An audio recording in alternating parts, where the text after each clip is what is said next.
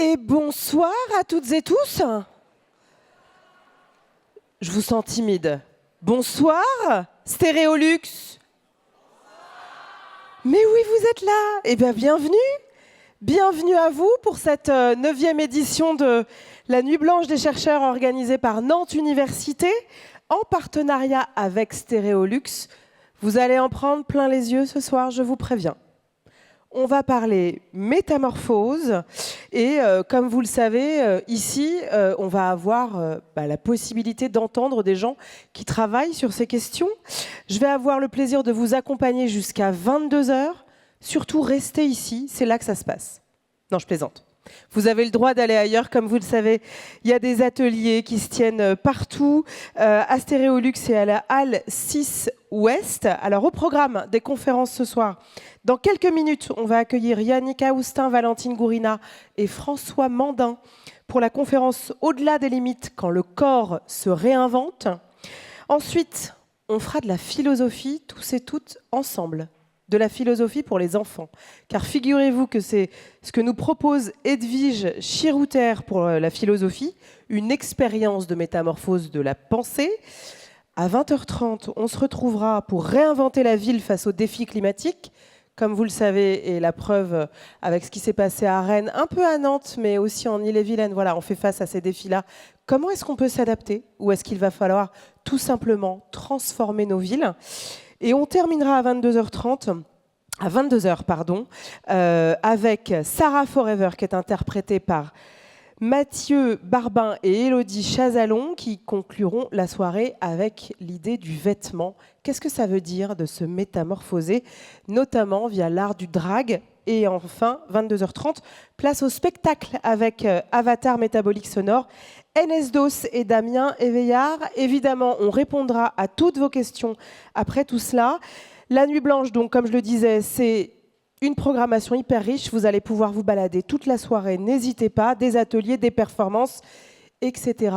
Évidemment, tout cela ne serait pas possible sans nos partenaires. Évidemment, c'est organisé par Nantes Université, vous le savez, en partenariat avec Stéréolux grâce au soutien financier de l'Union européenne, de Nantes Métropole et de la ville de Nantes. Et on remercie évidemment nos intervenants et ses partenaires scientifiques, sans qui ce programme serait pas aussi riche. Allez, 19h02, je suis dans les temps. Je vous propose qu'on démarre. C'est parti.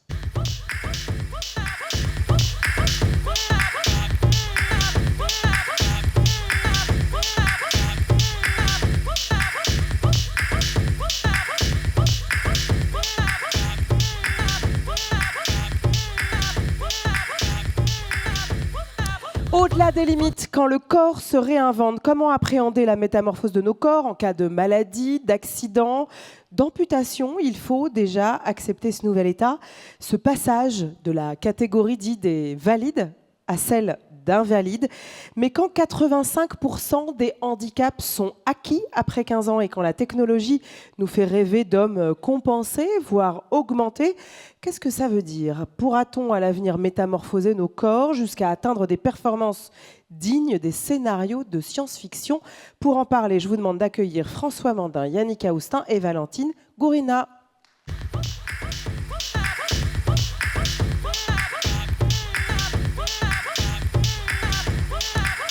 Et bonsoir. Bonsoir à tous les trois. Bonsoir. Quand le corps se métamorphose, au-delà des limites, quand le corps se réinvente, on va peut-être commencer, Valentine, avec vous, si vous le voulez bien. Vous êtes ingénieure de recherche au laboratoire interdisciplinaire en études culturelles à l'Université de Strasbourg. Vous travaillez spécifiquement sur l'acceptation de la prothèse dans le cadre de soins. Je vais vous poser la première question.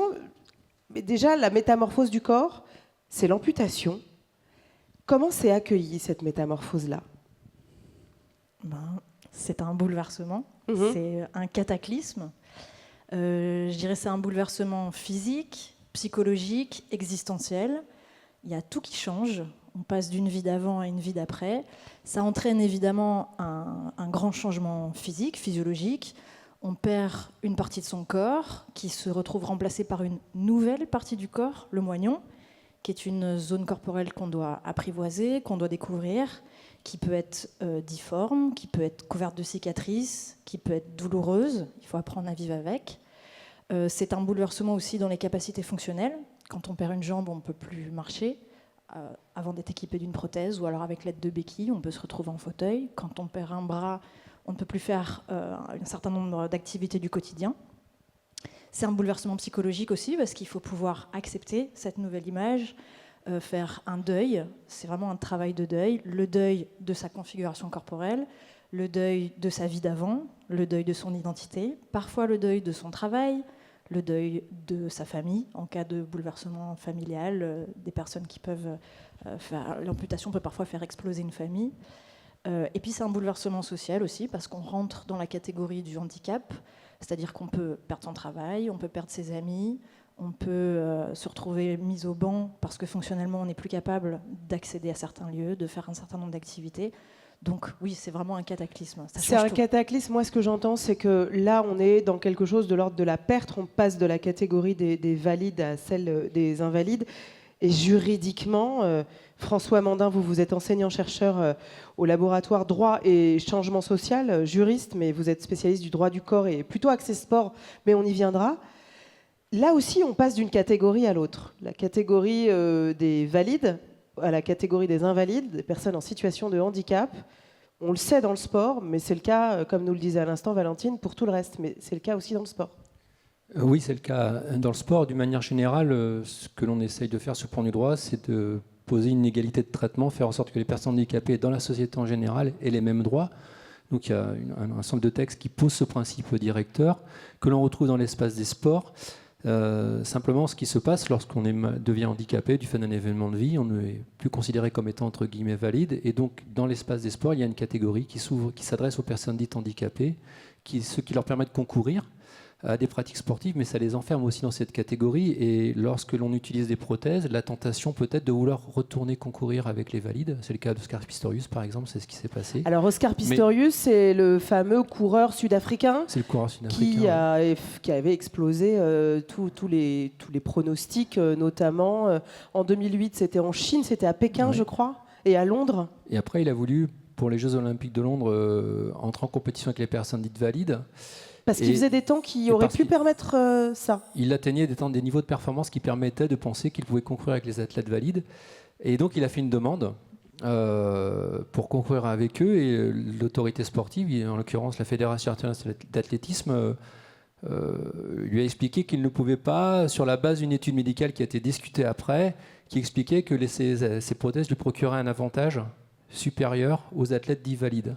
Et donc sur la base de ce critère-là, on lui a interdit de prendre part aux compétitions. Ça a été ensuite revu par un tribunal sportif qui a considéré que ce critère-là n'était pas le bon et qu'il avait le droit, comme tout individu, de concourir dans la catégorie des sportifs valides dès lors que ces prothèses ne lui procuraient pas un avantage. Mais alors, ça veut dire que ces catégories, en fait, se transfèrent au moment de...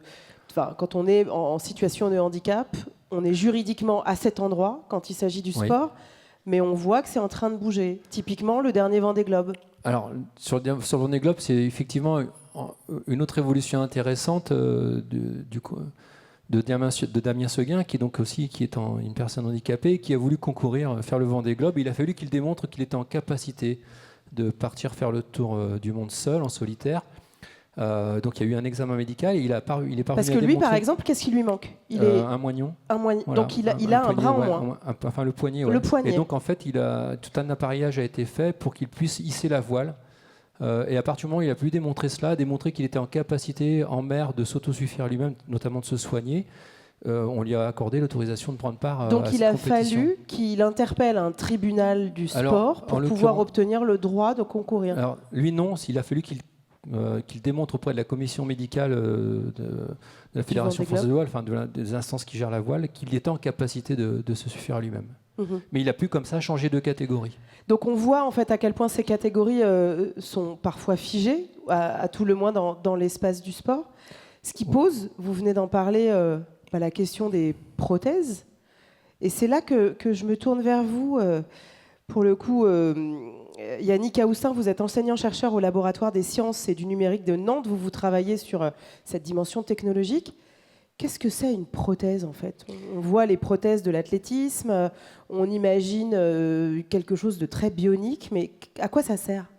Alors, une prothèse, simplement, c'est un élément technologique, motorisé ou pas, donc actif ou passif, qui va s'adapter sur le membre résiduel après l'amputation pour recouvrir partiellement une fonction perdue, soit courir, soit saisir un objet, soit... Et on a des prothèses de tout, Yannick? On a des prothèses de main, pour le poignet, pour le bras, pour les jambes? Oui, on a des prothèses. Alors, il suffit d'aller sur YouTube ou de s'intéresser aux travaux des différents laboratoires. Il y a des prothèses pour les membres inférieurs et puis pour les bras. Ça ne veut pas dire que le problème est fermé, est clos. Hein. Ça veut dire tout simplement qu'il y a des recherches continuelles pour améliorer ces prothèses. Mais ça veut dire qu'on fait quoi avec ces prothèses? On permet aux gens, vous disiez, de courir. Quelqu'un qui est amputé, demain, il met une prothèse, il est en capacité de courir comme il le faisait avant? Oscar Pistorius l'a démontré. Alors, Damien Seguin, c'est un petit peu un problème différent parce que lui, il est né comme ça, mais il a démontré qu'il pouvait s'aider d'éléments technologiques pour mener un IMOCA. Et il y a des gens qui même viennent nous voir, travaillent pour nous, pour faire des tests, des expériences avec le maniement de prothèses. Alors, ce que je voudrais quand même dire, c'est que actuellement, on bute sur un verrou scientifique, c'est que beaucoup de patients abandonnent leur prothèse. Oui, mais on va y venir, si vous permettez. Pardon. Parce que j'aimerais bien que vous nous disiez, là vous nous dites on peut courir, on va reprendre des possibilités de vol, on est quand même dans une grande performance. Mais donc c'est quoi? On compense un handicap? On répare les gens? Voire on les augmente et on leur permet en fait de faire des trucs complètement fous qu'ils n'auraient pas fait jusque-là? Non, je préfère plutôt le mot compenser que de réparer, parce qu'on ne répare jamais. On ne reviendra jamais à l'état initial. Donc je préférais plutôt le mot compenser ou penser peut-être. Penser, P-A-N-S-E-R, Voilà. Ça veut dire qu'avec toute la meilleure technologie du monde, vous ne serez jamais capable de reproduire ce que notre main, elle fait, par exemple? Non, non. Mais probablement que moralement, ça aide aussi certaines personnes à accepter l'amputation. Alors justement, Valentine, c'est là-dessus que vous travaillez. Comment ça se passe, la mise en place d'une prothèse? Est-ce que c'est évident? Non, c'est pas évident du tout. Ça prend du temps, ça demande beaucoup d'efforts, ça se fait souvent dans la douleur. Pour vous donner un schéma classique, par exemple, si on est amputé de jambe, on va d'abord apprendre à remobiliser les muscles de l'autre jambe, parce qu'il faut pouvoir porter son corps sur une seule jambe et sur un moignon. Dans un moignon, l'os est coupé, le membre n'est pas fait pour pouvoir s'appuyer sur un os qui est partiellement sectionné, ça peut créer des blessures. Donc il faut vraiment modeler le corps, travailler le corps. Il y a tout un travail de kinésithérapie en amont. Une fois que donc tout ça, ça prend du temps, ça prend plusieurs semaines. Et j'entends que c'est de la douleur, en fait. Oui, oui, oui. Et beaucoup de détermination et de volonté et de persistance. Et une fois que le corps est prêt, on va installer un dispositif. Alors la difficulté, c'est que la prothèse, on n'a pas de retour sensoriel, donc en fait vous êtes posé sur une prothèse, vous ne sentez pas le sol, votre moignon est dans un bloc qui parfois peut être douloureux par les appuis, les compressions, vous pouvez avoir le bout du tibia qui vient cogner contre l'emboîture, donc ça, il y a toute une période de réglage, d'apprentissage, il faut d'abord apprendre à être debout, ensuite il faut apprendre à faire quelques pas, on peut risquer de tomber parce qu'on n'a pas l'habitude, les appuis et les forces ne sont plus du tout les mêmes que quand on est sur deux membres. Et donc, il peut y avoir cette phase de découragement chez beaucoup de personnes qui se disent ça ne fonctionne pas tout de suite, c'est difficile, c'est douloureux, ça peut faire peur de tomber. Et puis, petit à petit, avec l'aide du personnel soignant, on arrive à progresser. Et au bout d'un moment, la prothèse finit par être intégrée dans le schéma corporel. Au bout de quelques années, il y a des personnes amputées qui considèrent leur prothèse comme leur jambe, comme leurs membres, qui vraiment l'incorporent complètement. Pour le bras, c'est un peu différent parce qu'il n'y a pas de question d'appui, donc ça ne fonctionne pas de la même manière.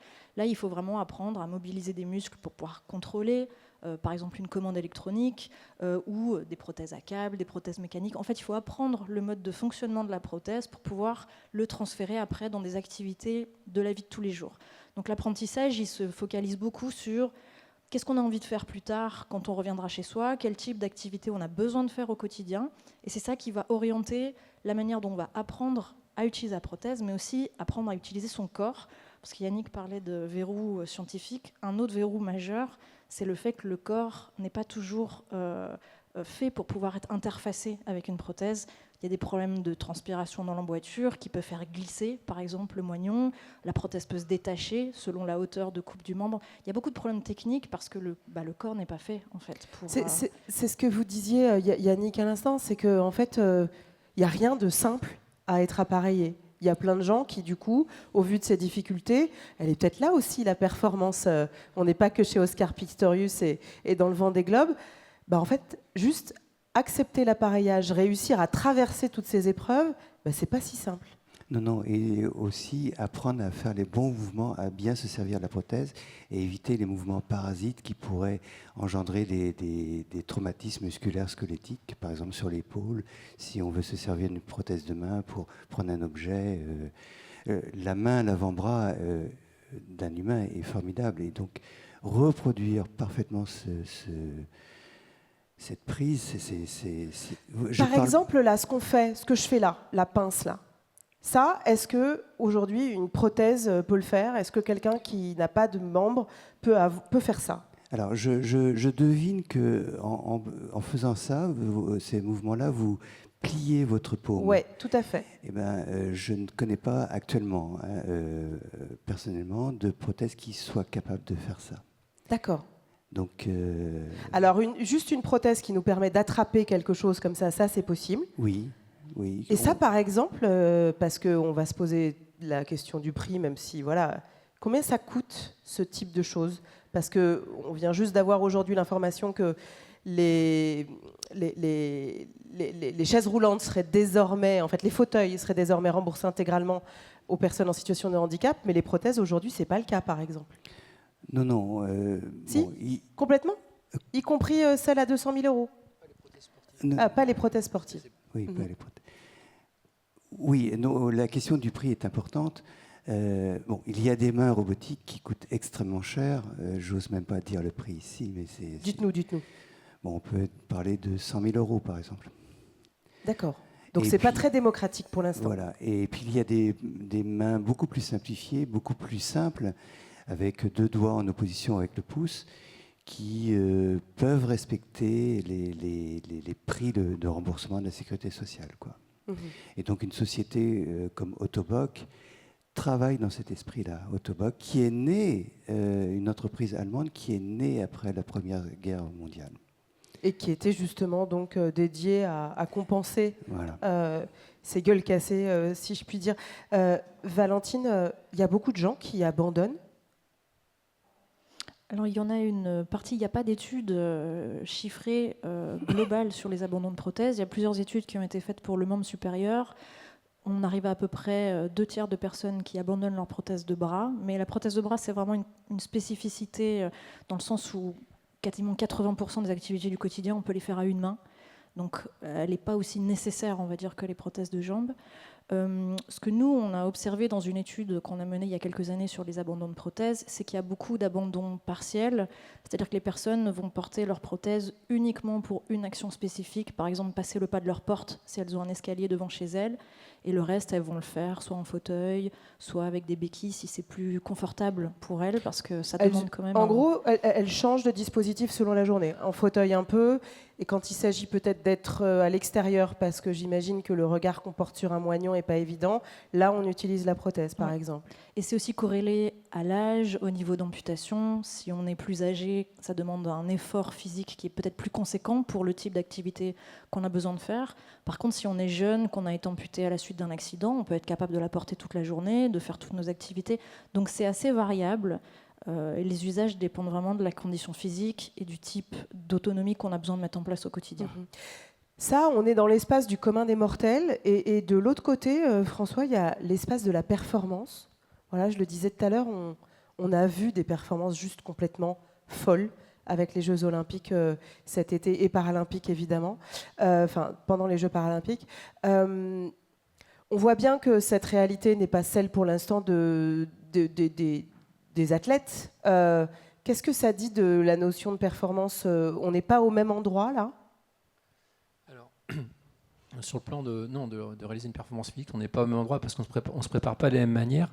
Je voudrais juste, là, à propos de la prothèse, indiquer, parce que c'est un point important, les prothèses dont on parle pour les personnes qui vivent au quotidien, ce sont des dispositifs médicaux qui font l'objet d'un remboursement par la sécurité sociale.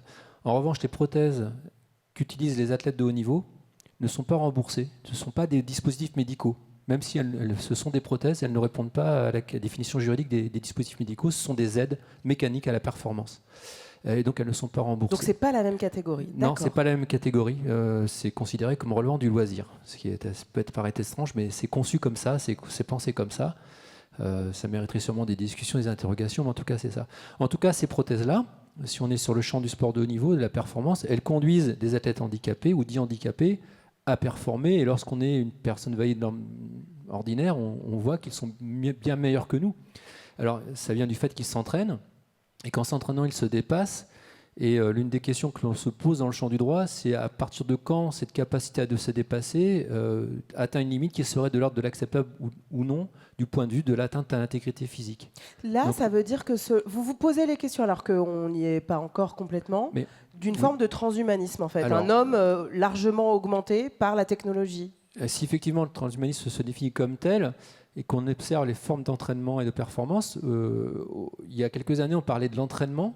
Donc, on développe ses capacités naturelles. Par exemple, la course à pied, on court 1 heure, puis 2 heures, et on court de plus long. Et aujourd'hui, on parle d'optimisation de la performance. C'est-à-dire qu'on optimise les techniques pour s'entraîner et donc pour toujours aller plus loin. Et ces méthodes d'optimisation s'appuient sur les données scientifiques. Et donc, dans le champ du droit, la question, c'est... parce qu'on voit bien les athlètes qui se blessent, par exemple. Est-ce qu'ils sont allés trop loin dans la performance? Est-ce qu'ils sont allés trop loin dans l'entraînement? Donc, est-ce qu'ils se sont trop dépassés, trop augmentés, au point que le corps ne puisse pas tenir les charges d'entraînement? Et donc, ça questionne du point de vue du rapport au corps et de la protection de l'intégrité physique. Donc, une pratique que l'on perçoit comme étant saine, puisqu'on dit du sport qui participe de la santé, en fait, dans les pratiques de performance, la question est inverse. Il s'agit plutôt de protéger la santé des athlètes. Mais il y a aussi, dans l'autre sens, empêcher des dérives. C'est ce que j'entends aussi. Le droit se pose déjà ces questions-là, Ouais, alors qu'on n'y est pas encore. Ça dépend d'où on regarde. Ouais. Si on le regarde sous l'angle du dopage, le dopage est une forme de dépassement non acceptable, puisque c'est à la fois un acte de triche et un acte qui porte atteinte à la santé, mais surtout dans l'acte de dopage, certains athlètes consomment par exemple des produits médicaux qui ne sont pas encore mis sur le marché. On l'a vu cet été sur le Tour de France, certains athlètes et équipes cyclistes font consommer du gaz carbonique à leurs athlètes pour qu'ils soient plus performants. Donc là, c'est du dépassement. Ce qui paraît un peu contre-intuitif de vous faire consommer du gaz oui, carbonique pour être performant. C'est parce qu'en fait, ça conduit le corps à une situation d'hypoxie, donc de stress. Et donc, c'est comme si quand vous allez en altitude, en fait, vous augmentez votre volume de globules rouges, et puisque le globule rouge transporte l'oxygène dans le sang, vous devenez plus performant. Mais c'est un procédé non naturel, et surtout qui est dangereux, parce qu'il faut le faire sous contrôle médical. Et donc, c'est là où on est sur des formes de dépassement de soi, qu'on se pose la question du transhumanisme, puisque le transhumanisme, c'est toujours aller plus loin, dépasser ses qualités naturelles.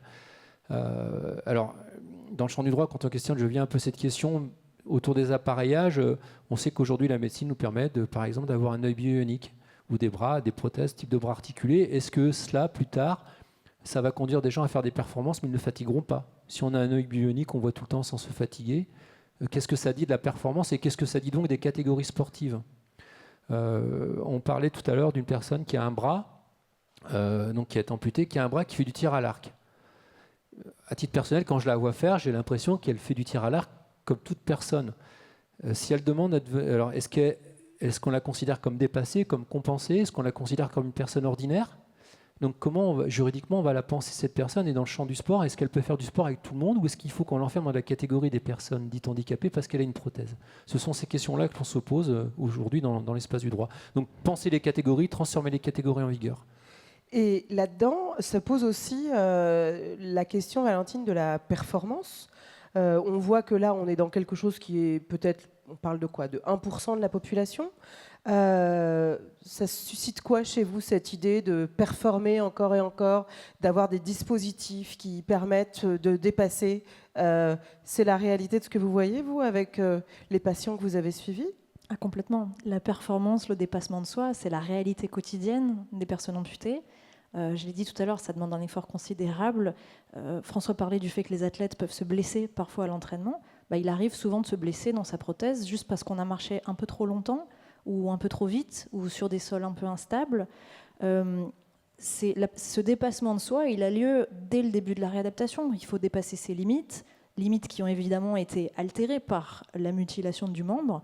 Mais cette performance, au-delà de l'augmentation, elle est nécessaire, ne serait-ce que pour pouvoir revenir à un degré d'autonomie et de fonctionnalité qui se rapproche de celui qu'on avait auparavant.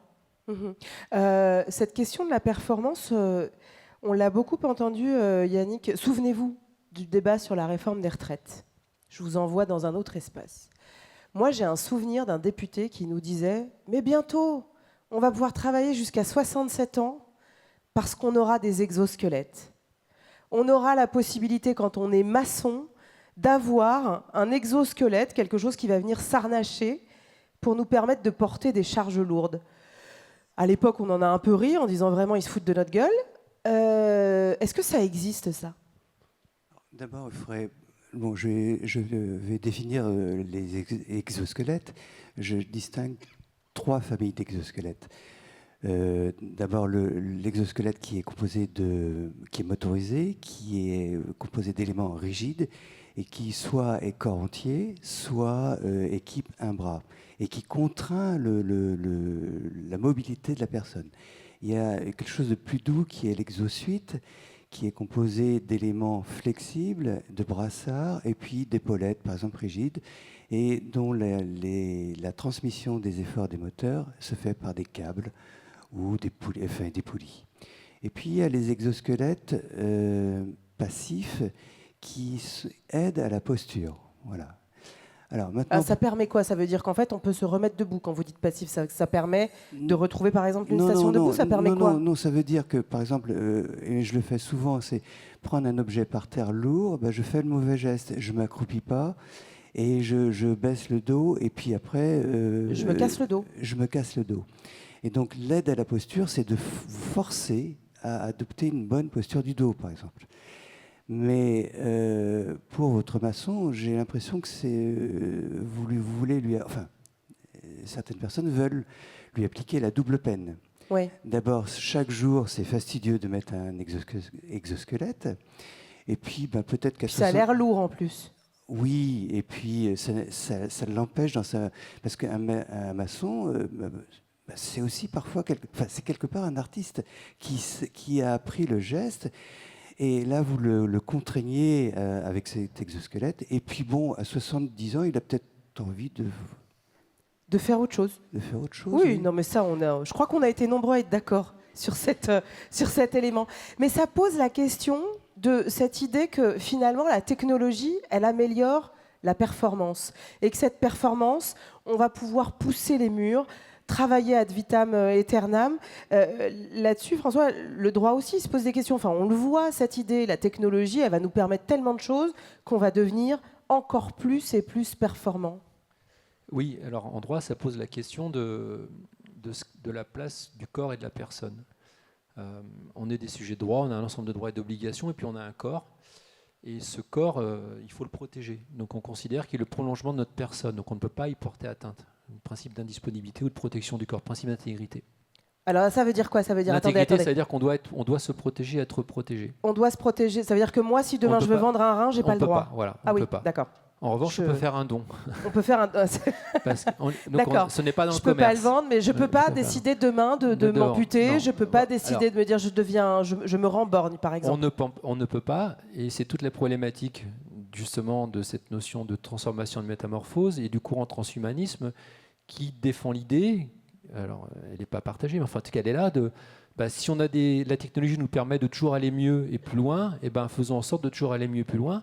Et donc, dans le champ du droit, ça pose la question de qui décide que l'on peut aller plus loin. Est-ce qu'on est seul à pouvoir décider, l'autodétermination, ou est-ce que notre liberté, elle doit avoir des bornes que le droit fixe ? Par exemple, le droit de ne pas porter atteinte à l'intégrité physique, sauf dans les hypothèses médicales, donc une amputation justifiée. Et c'est ça, ce débat qu'on a là. Est-ce que le corps est le prolongement de la personne ? Et donc, si on touche au corps, on touche à la personne et donc à la vie, puisqu'on pourrait s'amputer, se vendre une partie du corps, etc. Et si le corps est l'attribut de la personne, on n'y touche pas, sauf dans des cas médicaux. Et s'il n'est pas un simple attribut de la personne, mais une chose que l'on peut vendre, là, on peut aller très très loin. Sauf que, en préparant cet échange, quand on parle en fait de performance et de logique où la technologie nous permet d'aller encore plus loin, d'être plus performant, de gagner du temps, des précieuses minutes, etc., vous m'avez dit un truc absolument fou, c'est que chez nos voisins belges, il y a des salariés qui ont été d'accord pour se greffer une puce dans l'avant-bras pour mieux ouvrir les portes du bureau, pour aller plus vite pour ouvrir sa session dans l'ordinateur. Voilà. Et je crois que c'est aussi en Suède. En Suède, il y a des sociétés qui ont développé des puces. Dans l'idée d'être plus performant, d'aller plus vite. Oui, sinon ça n'a pas d'intérêt. C'est plus rapide de badger que de mettre la clé. Surtout qu'on peut perdre la clé, là, à part perdre son poignet, donc on ouvrira. Non, effectivement, c'est ces questions-là que pose l'évolution des connaissances technologiques. Et donc, et on voit bien à travers l'espace des sports, c'est que le corps est toujours en avant, mis en scène. Et à travers le corps, on performe. Et dans le travail des maçons, dans tous les travaux physiques, mais au fond, dans le travail en tant que tel, donc ça c'est la catégorie du travail, c'est le corps qui est là. C'est le corps qui est l'objet de la prestation. Et dans le champ du sport, c'est justement un lieu intéressant d'observation de toutes ces questions. En fait, vous êtes un espace d'expérimentation. Vous êtes un peu cet espace des possibles où pour l'instant ces questions se posent, mais quoi qu'il arrive, vous pensez que ça va ruisseler dans notre vie quotidienne, toucher le travail. La preuve. Ouais. Oui, c'est ce qui se passe. Et toute la question, c'est de savoir comment on l'encadre. Et s'il faut l'encadrer. Ouais. Donc on a des débats de nature éthique, une valeur morale, mais l'éthique, c'est un échange autour de valeurs. Le droit, c'est venir trancher parmi une de ces valeurs pour dire ça c'est possible, ça ce n'est pas possible. Donc le droit est la conséquence de ce débat-là. Et sur ces questions-là, c'est exactement ça qu'on trouve. Où est-ce que l'on met le curseur ? Par exemple, les lois sur la bioéthique, elles viennent protéger le vivant, elles viennent interdire les expérimentations. On est venu mettre un curseur à certaines pratiques pour les éviter, notamment l'eugénisme.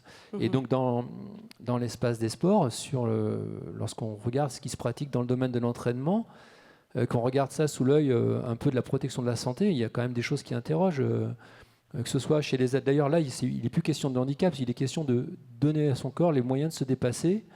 Donc qu'on soit athlète handicapé ou athlète non handicapé, on se prépare à une performance et on cherche à se dépasser toujours plus loin. Donc le dopage, il est partout, par exemple. Mais chez certains cyclistes, quand on regarde leurs cuisses, la peau, elle est fine comme une feuille de papier à cigarette. Pourquoi ? Parce qu'il faut être le plus léger possible pour aller le plus vite possible, le plus longtemps possible. Donc il y a des et c'est pour ça qu'ils s'épilent aussi. Oui, alors ça c'est pour les chutes, parce qu'en fait quand vous tombez à vélo, que vous dérapez sur les graviers, après que vous avez la peau abîmée, les poils repoussent et ça fait des. Il faut toujours avoir un spécialiste du sport dans son environnement. Donc, voilà, ça fait partie des questions. Voilà.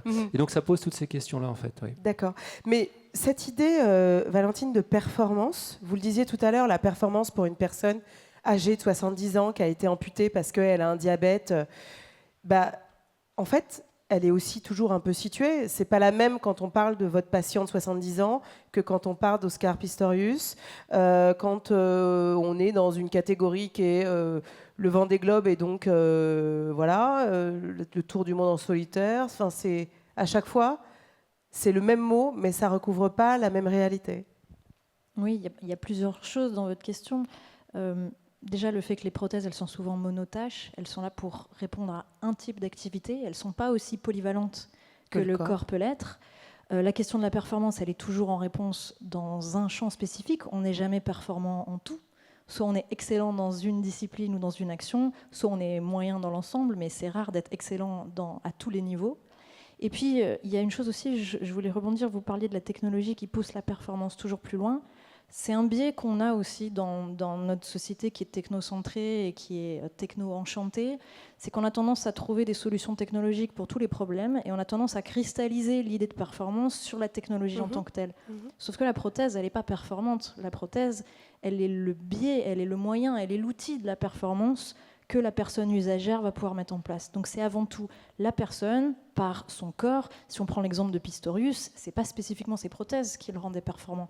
C'est son entraînement physique, c'est sa physiologie, c'est son mental, j'imagine. Son mental. Bien sûr. Donc ce qui est performant, c'est pas l'objet technologique, c'est ce que l'usager en fait, c'est cette interaction qu'il y a entre la personne et son outil dans un dessin spécifique, dans une visée particulière et toujours contextualisée. Ce que vous dites, c'est qu'en fait, là, on est en train de croire en des mythes et qu'il faut déconstruire ces mythes. La technologie ne permet pas cette performance, on n'arrivera possiblement pas tout de suite, on est plutôt dans l'ordre de la science-fiction à compenser réellement tout ce que le corps et cette machine incroyable sait faire. Là, on est, Yannick, dans la science-fiction complète, selon vous? Actuellement, oui. Parce que, par exemple, vous prenez le simple exemple du genou, il n'y a pratiquement aucun frottement. C'est vraiment lorsque, pour un être jeune, enfin, c'est magnifique. Le moindre dispositif technologique, vous avez du frottement, vous avez de l'échauffement, vous avez aussi de l'énergie. Il faut produire de l'énergie. C'est un problème important. Quand vous dites de l'énergie, c'est-à-dire il faut mettre ces dispositifs sur une prise, c'est ça? Ou il faut des piles? Je ne sais pas. Des piles ou une batterie. Parce que si on veut quand même sortir, il faut donc de l'énergie disponible et pouvoir l'utiliser facilement, donc des batteries. Et ne serait-ce qu'une prothèse de main, souvent qui pourra actionner 15 degrés de liberté pour tous les doigts, eh bien vous avez les câbles passent par le poignet mécanique, et vous ne pouvez pas imaginer la perte d'énergie due à ces frottements. Donc c'est dissipation de... Donc pour l'instant, on est clairement dans une forme de science-fiction. Le transhumanisme, l'homme augmenté, on n'y est pas. On voit bien pourtant que voilà, il y a une forme de réinvention, puis c'est surtout beaucoup plus visible. Préparez vos questions, on va allumer la lumière parce que maintenant ça va être à vous. Mais Valentine, je voulais quand même qu'on se dise, voilà, cette visibilisation de cet été avec les Jeux paralympiques, voilà, a permis au moins de sortir de cette forme de mise à l'écart, presque de mise au banc d'une partie des personnes en situation de handicap. Je le disais en ouverture, 85% des handicaps sont des handicaps acquis après 15 ans. Donc on est finalement tous des invalides en devenir, si je puis me permettre. Pas tous, mais voilà. Ne serait-ce que parce qu'on va vieillir. C'est clair. Voilà, donc les questions de mobilité, entre autres, vont être posées. Il y a quand même une chose qui a changé, c'est le regard qu'on porte là-dessus. Oui, le regard a changé, et c'est notamment par le biais de la technologie qui apporte une visibilité plus positive, et on le voit aussi dans les pratiques des personnes amputées. Moi, j'ai commencé à travailler sur l'amputation il y a plus de 15 ans. À cette époque-là, les personnes amputées montraient très peu leurs prothèses. La plupart des habillages étaient couleur chair. Ça visait à imiter vraiment visuellement le membre. Et depuis quelques années, notamment grâce au développement technologique et à cette image un peu futuriste, un peu performante, maintenant les personnes amputées ont tendance à moins complexer sur leur appareillage. On les voit en short. Voilà, parce que la prothèse devient aussi un objet de valeur, un objet positif, un objet qui améliore l'image de soi et qui devient en tant que tel, quelque chose, oui, de valeur, quelque chose de remarquable. Ce qui joue, du coup, j'imagine, sur le regard que les autres, les valides, portent sur ces dispositifs. Voilà, on ne cache plus rien, voire c'est fait même de manière ostentatoire, quoi. J'ai assez travaillé, chers amis. Maintenant, c'est à vous. Est-ce que vous avez des questions? Oui, j'en vois une. Là-haut, on vous voit ou pas? Soyez pas timide, vous êtes tout là-haut, mais on peut monter. On n'a pas fait nos 10 000 pas. Bonjour. Bonjour. Je voudrais poser une question au monsieur de droite, je ne me rappelle pas votre prénom. François? Oui, François. Vous parliez tout à l'heure d'eugénisme et vous êtes spécialiste en droit. Qu'est-ce qu'on a comme filet de sécurité? Ah, merci pour cette question. François, vous répondez et on va ensuite là-bas sur le côté. Le filet de sécurité, ce sont des lois qu'on appelle les lois bioéthiques, que l'on a aujourd'hui dans un code qui s'appelle le code civil. Il y a 2 articles qui posent des principes directeurs qui consistent à dire qui posent le principe de la disponibilité du corps humain, qui pose le principe que le corps humain doit être protégé et qu'on ne doit pas mener de recherche de cette nature-là. Donc le filet, il est là, dans ces règles-là. L'interdiction de faire des recherches de cette nature. Mais on contrôle ça? Il y a un comité d'éthique, oui, qui contrôle, mais c'est interdit. Donc voilà, si les gens le font et qu'ils sont rattrapés par la police patrouille, et par la patrouille, ils seront sanctionnés. Mais on ne peut pas mener ce type de recherche du fait de ces règles-là. Voilà. Alors, on continue. Bonsoir. Oui, je crois que ça marche pas. On vous entend, si, on vous entend. Oui, je me posais la question de comment, dans quelle matière sont faites les prothèses. Est-ce qu'il y a des recherches dans le domaine de la matière, justement, qui sont faites dans ce sens? Yannick? Oh, pour l'instant, alors il y a des prothèses. Là, je n'ai pas beaucoup de connaissances, mais il y a des prothèses que l'on peut faire avec une imprimante 3D. Hein. On récupère les plans et on achète des moteurs. Et autrement, les prothèses que l'on étudie, que l'on fabrique dans les laboratoires, sont des prothèses que l'on en acier ou en acier, ouais, essentiellement. On n'a pas de carbone? Un petit peu, oui, pardon, aussi, un petit peu de carbone. Oui. Oui. Kevlar? Alors, Je ne sais pas. Est-ce qu'il y a du Kevlar? non, enfin... non. Alors effectivement, le carbone ou la recherche de matériaux est importante pour le poids. Hein. Ouais. C'est vraiment important. Si on a 10 kilos pour remplacer une main, avec une main robotique de 10 kilos, ça devient dur. Oui. Et le plastique? Il faut quand même aussi une prothèse qui tient la route, enfin qui soit solide, réparable, et aussi un prix. Alors le plastique peut être une solution partiellement pour certaines pièces, oui. Valentine, vous vouliez ajouter quelque chose là-dessus? Oui, je voulais juste ajouter qu'une question centrale aussi du matériel, c'est le manchon, parce que le moignon, il n'est pas directement dans l'emboîture de la prothèse. Et le problème, souvent, c'est la compatibilité du manchon avec la peau. Les manchons en silicone peuvent créer des irritations, des blessures. Donc ça, pour le moment, c'est un champ qui est encore en recherche, de vraiment trouver des matériaux qui permettent au manchon d'être vraiment compatible avec la peau du moignon, qui est plus fragile que sur le reste du corps. Ouais, c'est effectivement des questions d'adaptabilité qu'il faut avoir en tête. J'ai pas vu s'il y avait d'autres questions. Ah, bonsoir. Bonsoir. Oui. Oui. J'ai deux petites questions. La première pour Monsieur Aoustin. On va rentrer dans la science-fiction. Vous avez parlé tout à l'heure d'œil bionique.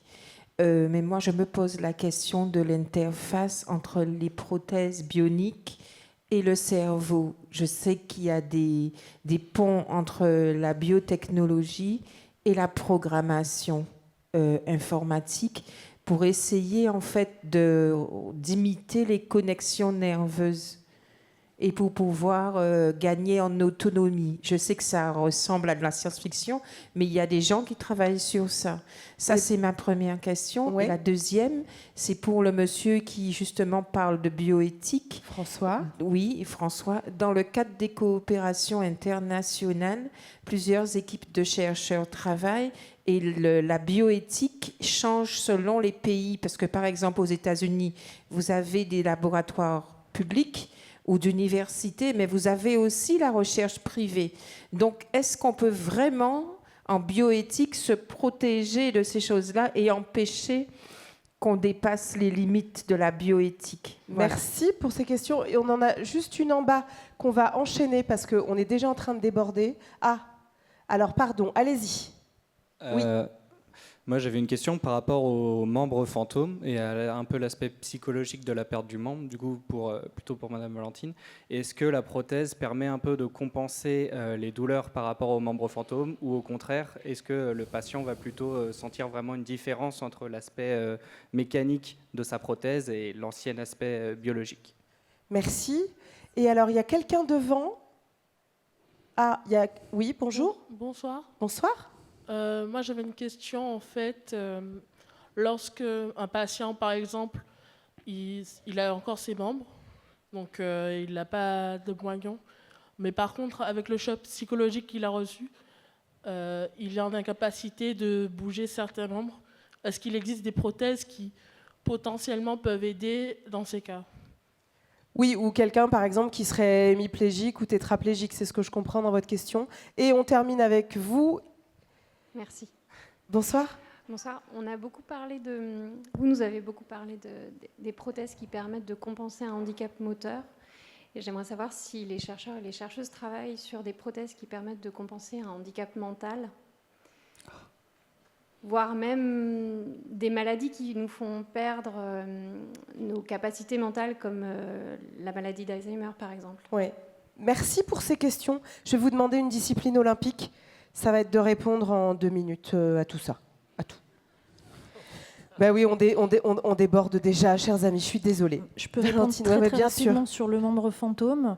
Je vais aller au cœur de la question centrale. La prothèse est un outil pour lutter contre le membre fantôme.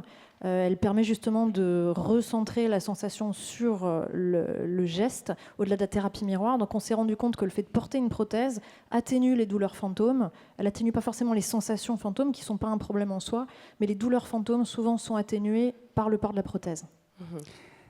Yannick. Oui, alors je vais peut-être répondre partiellement à la question sur le cerveau. Ce que l'on essaye de faire, ou ce qu'on a espoir de faire, c'est essayer par exemple de pouvoir décoder, décomposer les signaux EMG pour remonter EMG, c'est quoi? Ah pardon, les signaux électromyographiques. C'est le muscle produit des signaux électriques lorsqu'il est activé. Et donc ce que l'on essaye de faire, c'est d'essayer d'identifier les commandes venues du système nerveux central, et pour pouvoir améliorer la précision des prothèses. Et puis il y a aussi la recherche sur les signaux fantômes. On s'aperçoit qu'il y a une réadaptation après une amputation des afférents et des sensations, et on essaye de les utiliser pour éviter de recourir à des chirurgies lourdes, par exemple. Yannick, sur les maladies, les gens qui n'ont pas été amputés, mais qui ont des problèmes de mobilité, ou sur Alzheimer, Parkinson, etc., est-ce que ça, on commence à réfléchir là-dessus? Alors, non, je vais m'arrêter sur l'Alzheimer ou le Parkinson. Je sais qu'il y a des travaux, mais là, ça dépasse mes compétences. Ce que je sais, c'est que concrètement, au niveau de la technologie, par exemple, pour la maladie de Duchenne, par exemple, on va s'orienter vers un exosquelette membre supérieur. Ça ne sert à rien d'utiliser un exosquelette membre corps entier. Le fauteuil roulant remplit très bien sa tâche. Et voilà. Mais pour les membres supérieurs, réaliser, ne serait-ce que se gratter, par exemple, voilà, ou prendre un verre, ou prendre... Voilà. François, la bioéthique. Oui, alors très vite et simplement, le droit, ce ne sont pas simplement des règles qui nous imposent un comportement. Le droit, il est issu d'une culture, donc de valeurs. Et à partir de là, si le pays qui produit la loi bioéthique n'a pas les mêmes valeurs culturelles qu'un autre pays, la règle est différente. C'est ce qui explique qu'on peut avoir des différences entre États. Voilà une réponse basique. Une réponse, voilà, mais malheureusement... Mais c'est la différence de valeur qui est vraie dans un pays, ne l'est pas dans un autre, et donc la règle qui va encadrer cette valeur-là, elle va changer. Et ce qui nous conduira de toute façon, vu qu'on est dans un monde mondialisé, à être percuté par ce qui se passe chez nos voisins, et à avoir peut-être une forme de tourisme, qui sait. L'avenir nous le dira, pour l'instant c'est de la science-fiction, mais on verra bien. On vous réinvitera. Merci beaucoup à tous les trois, Yannick Aoustin, Valentine Gourina, François Mandin. C'était passionnant de vous écouter. Rendez-vous dans quelques minutes. On prend une petite pause avec Edwige Chirouter pour la philosophie, une expérience de métamorphose ou la magie de penser autrement. À tout de suite.